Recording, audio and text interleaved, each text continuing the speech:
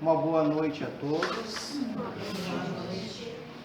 É uma alegria sempre retornar a essa casa para, junto com todos que aqui se encontram, a gente poder fazer algumas reflexões que nos são muito úteis. Sempre que a gente faz um estudo da doutrina espírita, né, e utiliza a nossa voz para tornar a doutrina espírita comum a outras pessoas, nós nos beneficiamos muito. E hoje realmente é uma noite especial. Para quem é tímido, parece que não tem ninguém ou tem pouca gente, né? Tá escuro, a gente não enxerga muito.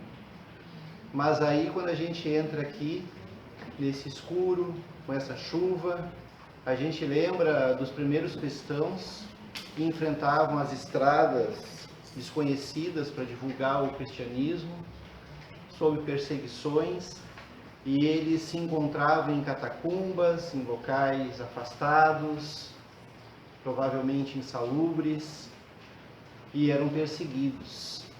Então, é como se desse uma pequena ideia, porque nós estamos num conforto, nós podemos vir das nossas casas em segurança, e nós vamos retornar aos nossos lares mais fortalecidos e com a esperança de nos reencontrarmos muitas vezes, porque esta estrada, desde Cristo até hoje, muitas almas dedicaram as suas vidas, renunciaram a muitas coisas do mundo, para que a gente pudesse hoje sentar confortavelmente e aprender doutrina espírita, que nada mais é que o Evangelho do Cristo. Hoje, de uma forma que nós possamos compreender um pouco melhor. E essa compreensão que nós podemos ter nos traz também uma responsabilidade um pouco maior.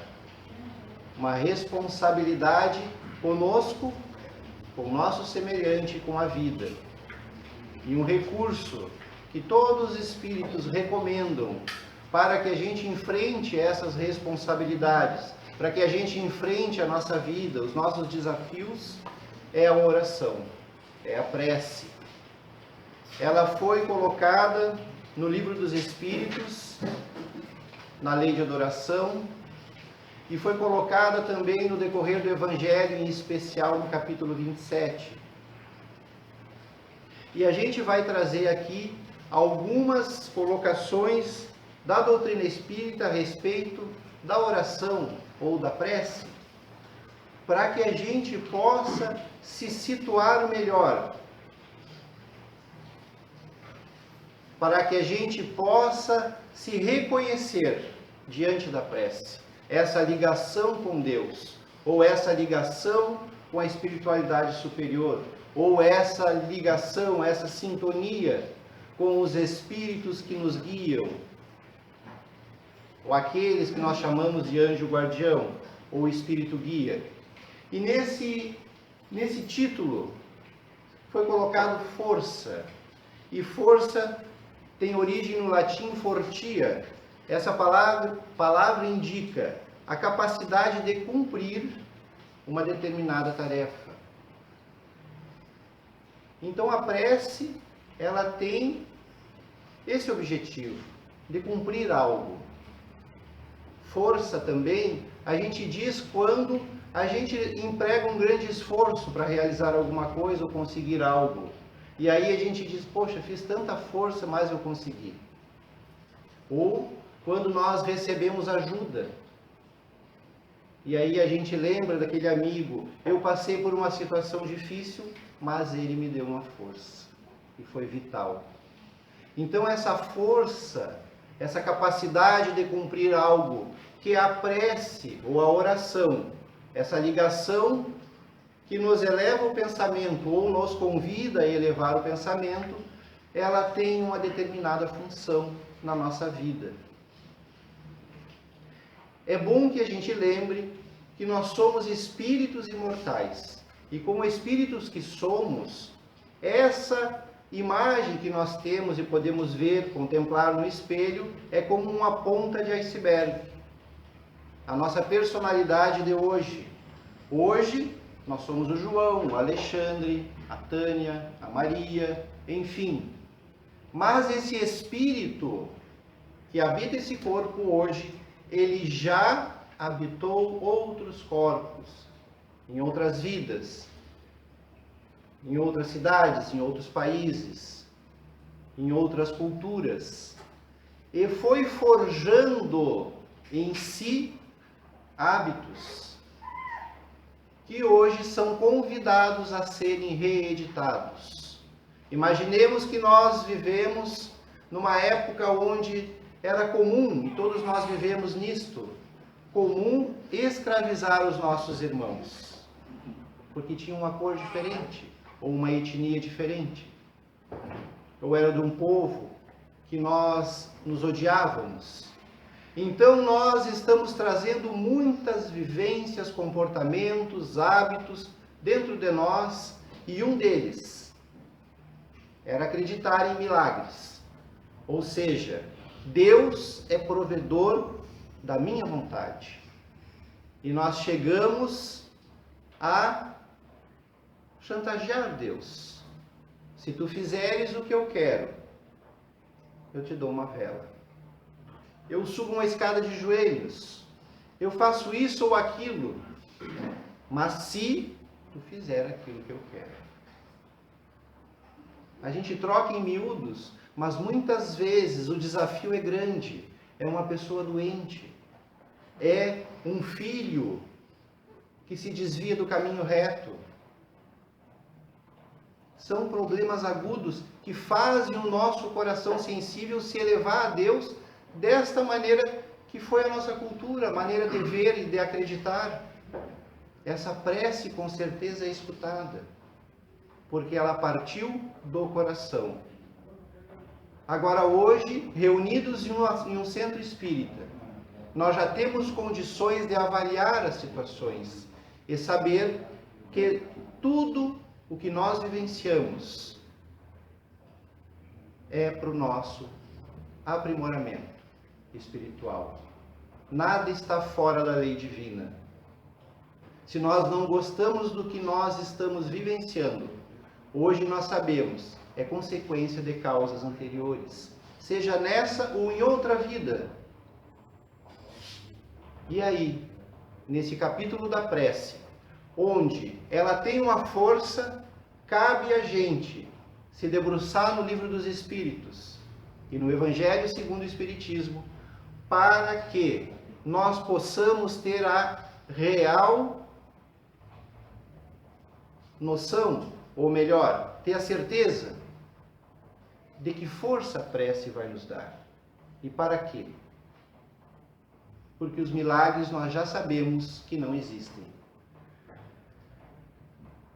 E a gente inicia, e é muito comum, a gente ir no Evangelho lá para o capítulo 28, as coletâneas de preces.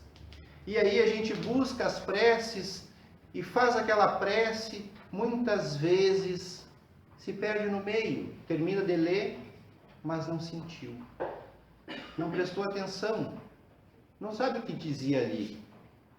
Mas a gente melhorou, porque pelo menos mudamos a sintonia, buscamos o socorro.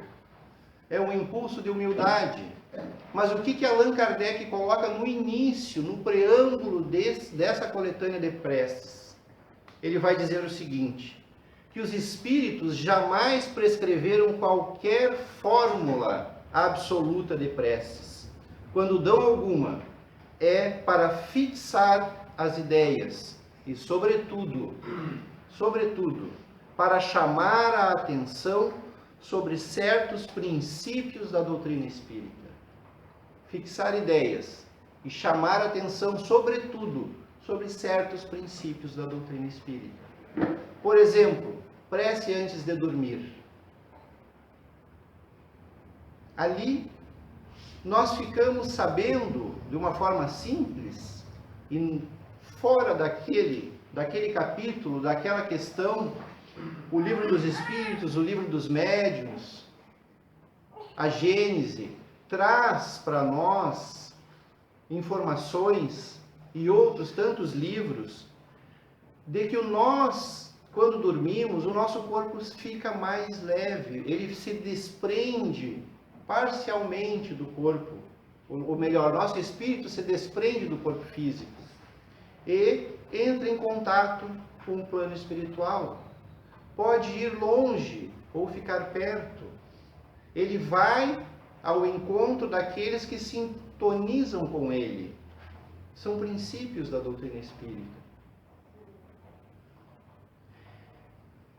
Então é importante que a gente estude essas questões para que a gente possa se posicionar diante da vida.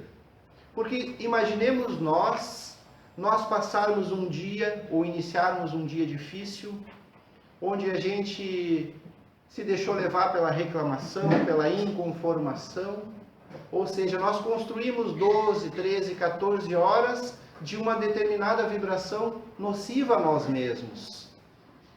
Será que basta ler, repetir uma prece, sem senti-la? Sem que o sentimento se eleve a Deus e de lá recolha alguma energia que possa, pelo menos, nos apaziguar o coração daquele dia?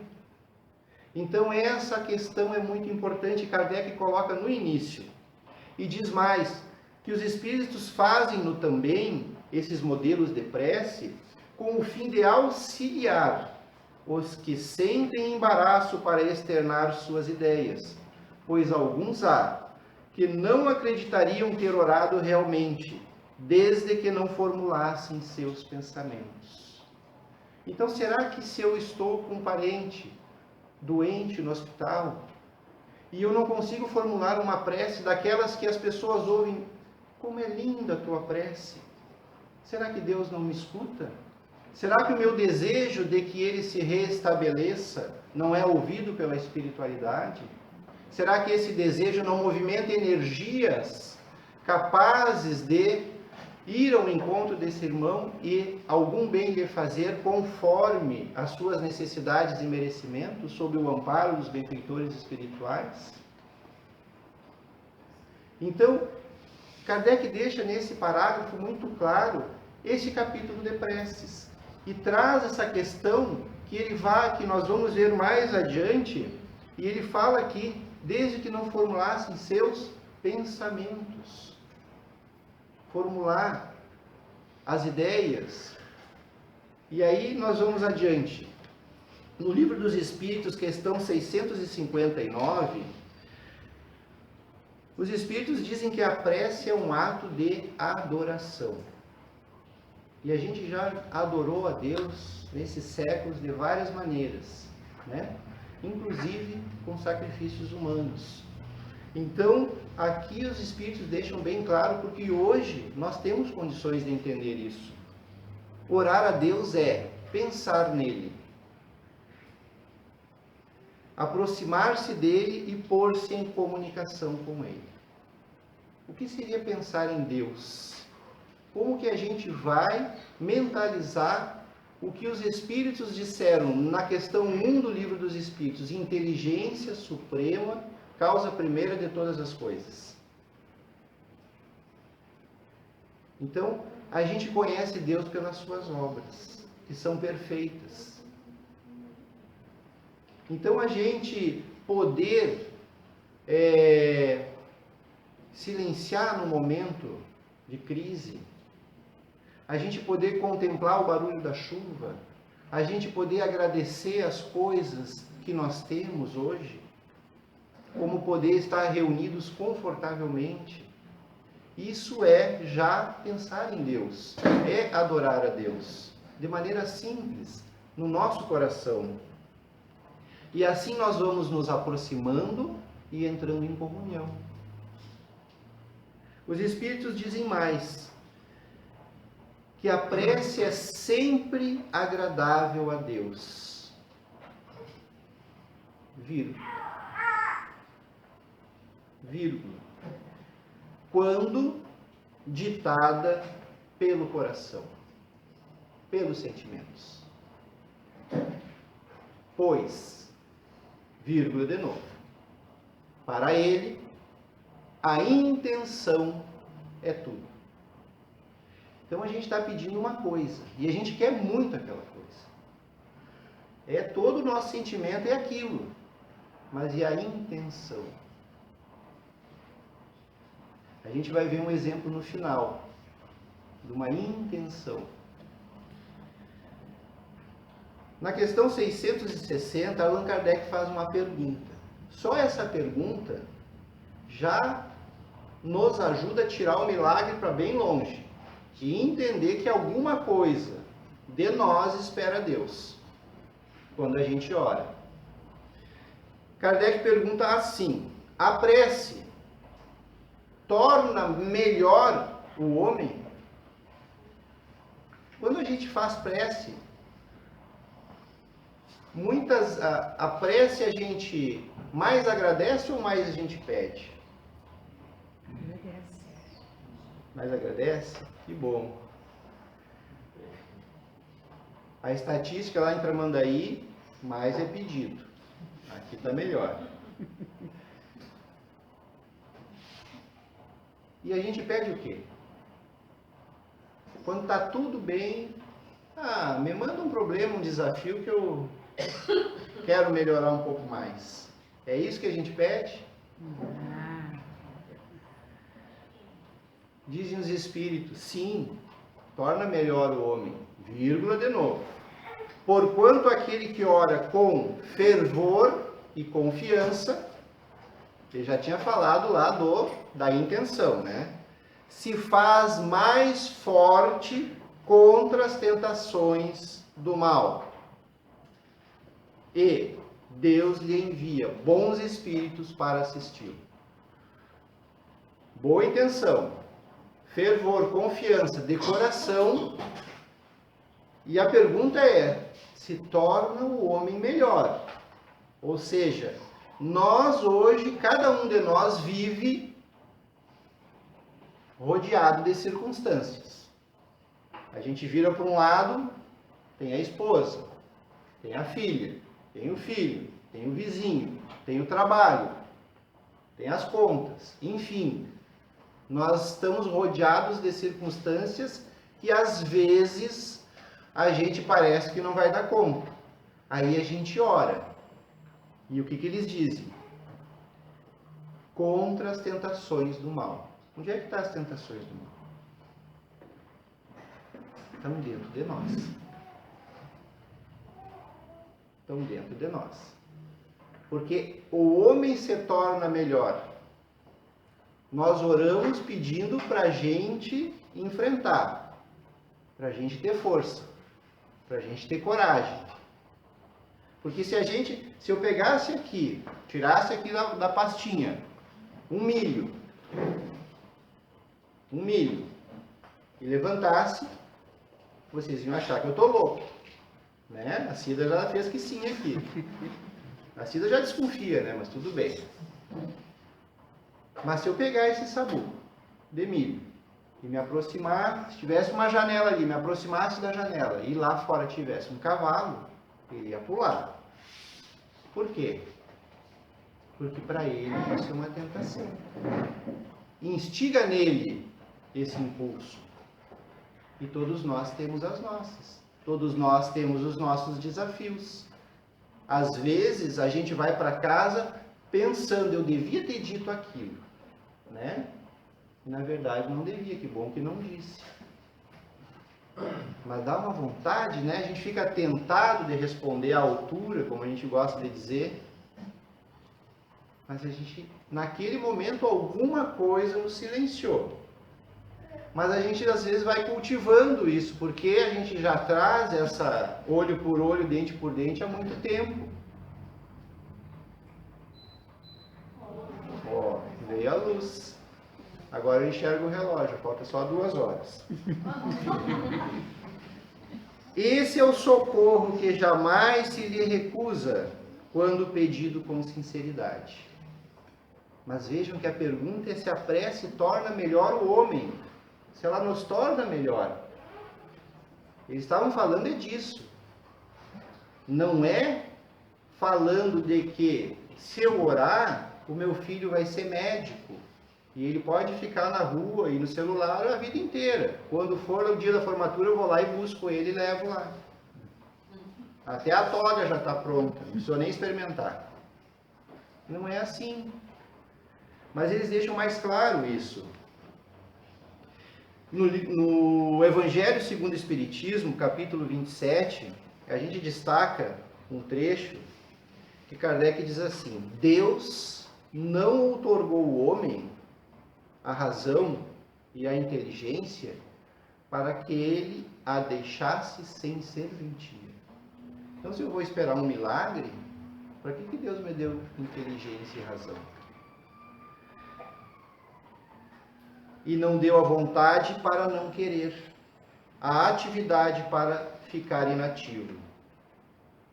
Sendo livre o homem para agir num sentido ou no outro, seus atos lhe acarretam e aos demais consequências subordinadas ao que ele faz ou não. A gente pode ter vontade de fazer e pode decidir não fazer. Virão consequências para nós e para aqueles que convivem conosco e até para outros, que a gente nem imagina. E eles dizem isso e dizem mais, que quando a gente ora, o que Deus lhe concederá sempre, se ele o pedir com confiança, é a coragem, a paciência e a resignação. Com confiança. Mas aí eles já estão dizendo o seguinte, que a prece, já foi deixado claro que a prece é para pedir força para si, para vencer e se elevar. Ou seja, coragem, paciência e resignação são virtudes, são construídas. Então, se nós já construímos uma parte, estamos andando e nos sentimos cansados, sobrecarregados, essa força que a prece proporciona, ela dá um up, né? Ela dá uma carregada na nossa bateria. Mas não dá a virtude a quem não se esforça por tê-la. E é isso que a gente precisa compreender. Porque também vai nos dar os meios de nos tirarmos das dificuldades pela nossa força, pela nossa vontade. E uma frase muito interessante: Deus ajuda os que ajudam a si mesmos. Deus ajuda os que ajudam a si mesmos.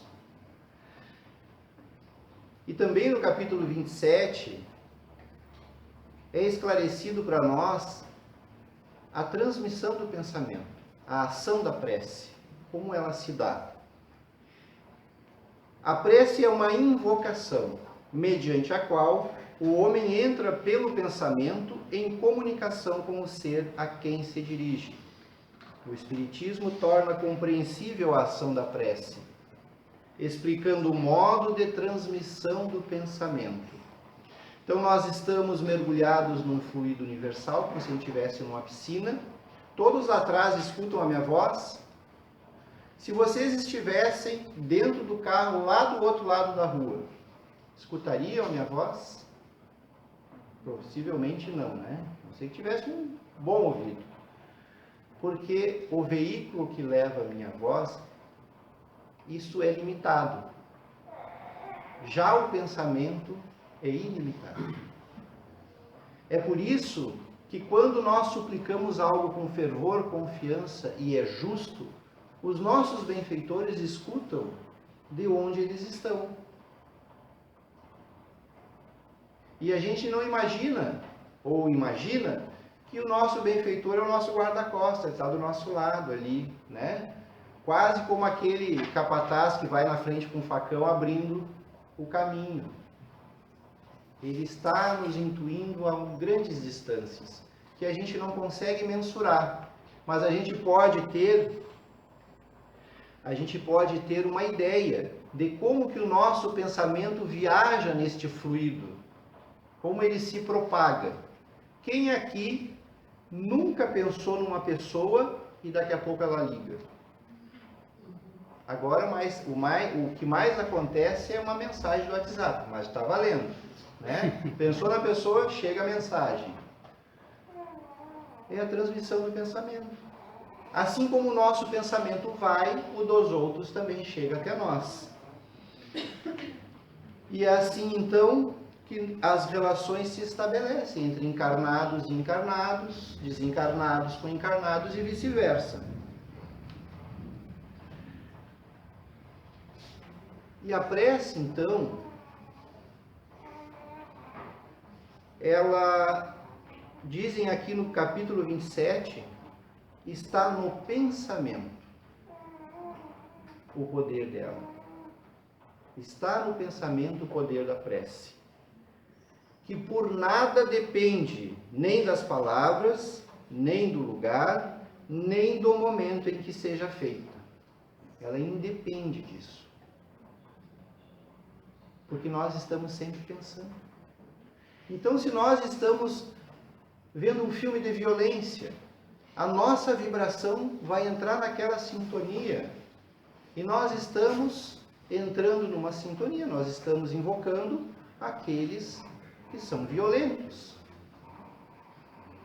É isso que acontece quando nós procuramos silenciar e entrar em conexão com Deus. Nós buscamos uma situação melhor para elevar o nosso pensamento. Agora vamos ver o que está no livro Técnica da Mediunidade, de Torres Pastorino.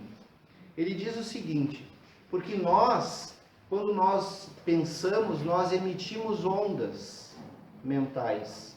E elas entram em sintonia de acordo com aqueles que pensam como nós estamos pensando. Com as nossas intenções. Nós somos vibração. É como a gente querer escutar um rádio.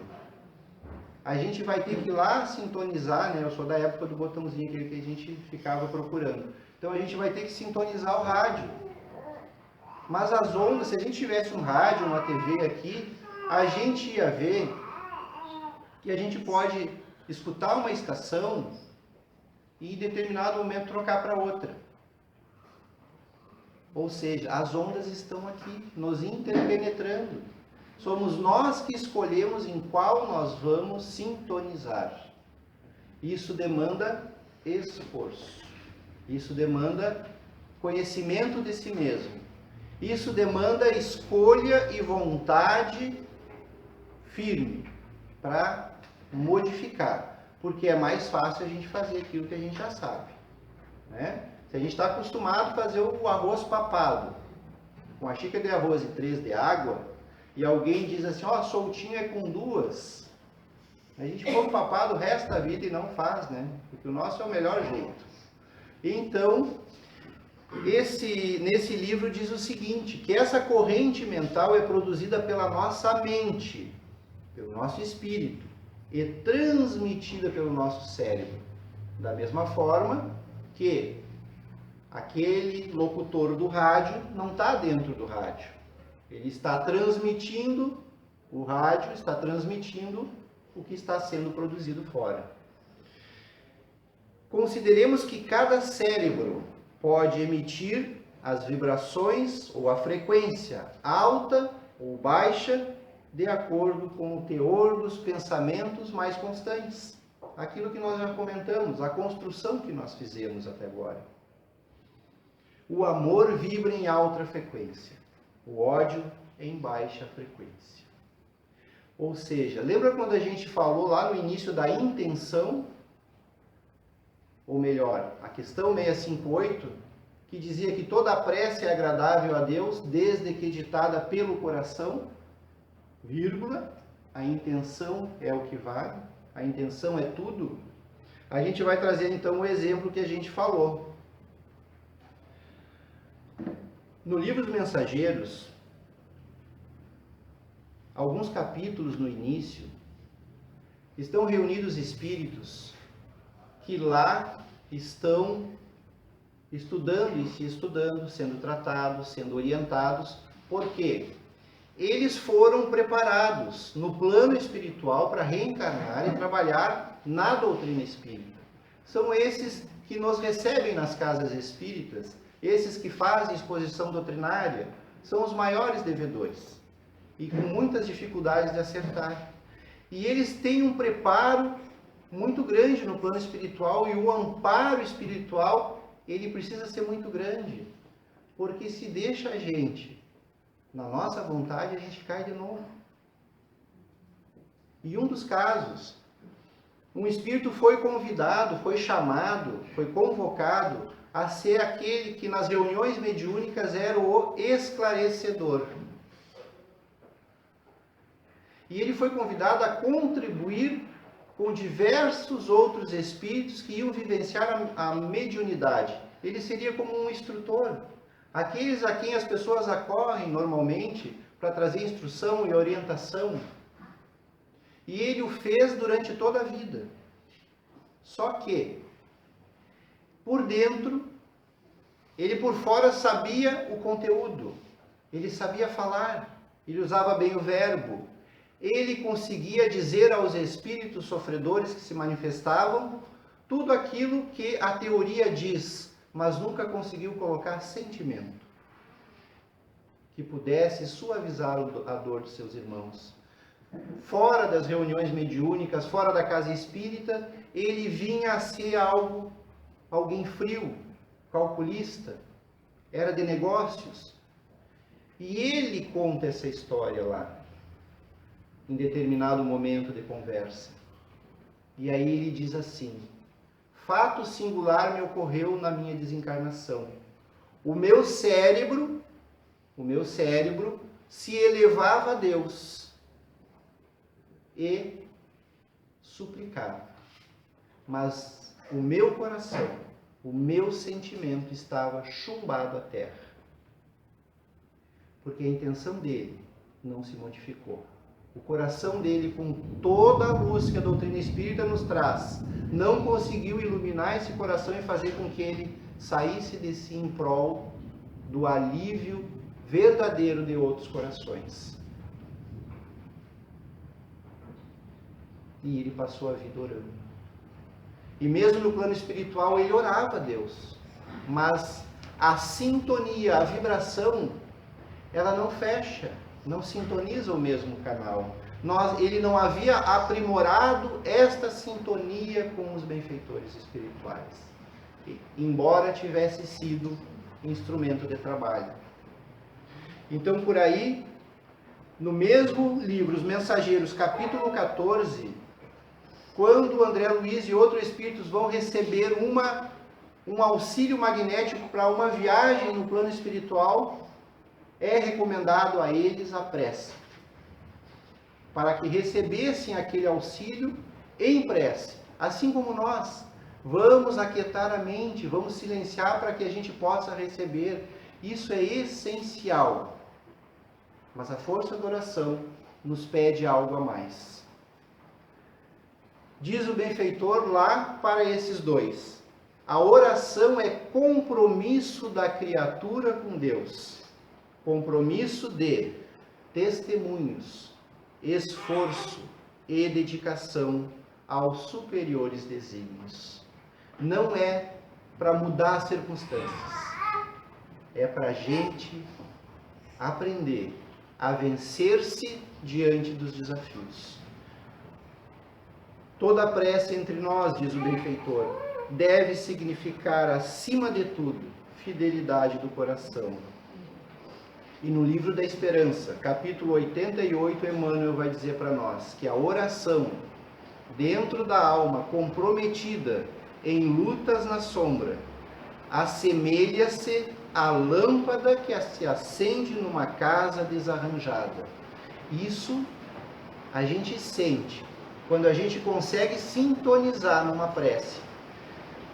Às vezes a gente vai às lágrimas, se sensibiliza. Mas aqui tem uma vírgula. Não é nem vírgula, é ponto e vírgula ainda, para piorar.